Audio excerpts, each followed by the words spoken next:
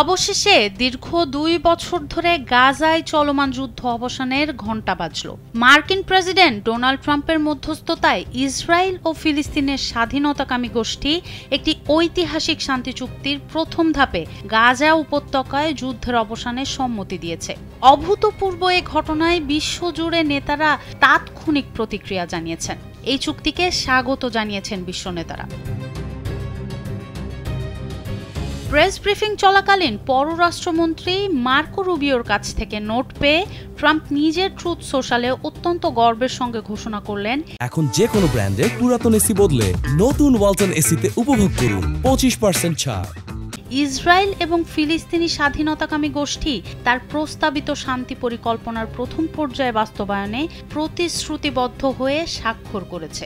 তিনি এই চুক্তিকে আরব, মুসলিম বিশ্ব, ইসরায়েল এবং মার্কিন যুক্তরাষ্ট্রের জন্য একটি মহান দিন হিসেবে অভিহিত করেন। ট্রাম্প কাতার, মিশর ও তুরস্কের মধ্যস্থতাকারীদের ধন্যবাদ জানিয়েছেন এবং আত্মবিশ্বাসের সঙ্গে বলেছেন গাজা পুনর্নির্মাণ হবে এবং মধ্যপ্রাচ্যে শান্তি আসবে।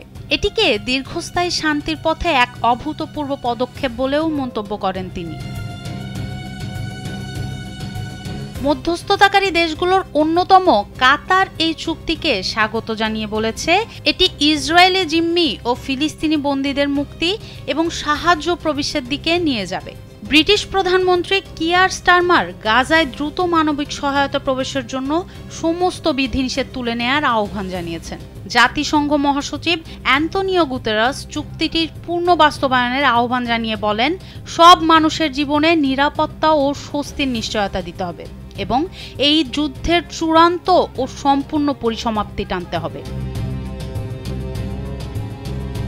মার্কিন যুক্তরাষ্ট্রের সঙ্গে বৈরিতা সত্ত্বেও রুশ পররাষ্ট্রমন্ত্রী সের্গেই ল্যাভরভ ট্রাম্পের পরিকল্পনাকে সমর্থন করে বলেছেন, গাজায় রক্তপাত বন্ধের জন্য এটি সেরা হলেও আদর্শ নয়, কারণ এতে ফিলিস্তিন রাষ্ট্রের স্বীকৃতির মূল পয়েন্টটির প্রতি গুরুত্ব দেয়া হয়নি। ভারতের প্রধানমন্ত্রী নরেন্দ্র মোদী চুক্তিটিকে স্থায়ী শান্তির পথে গুরুত্বপূর্ণ পদক্ষেপ বলে অভিহিত করেছেন। তিনি বলেন, এটি নেতানিয়াহুর দৃঢ় নেতৃত্বের প্রতিফলন।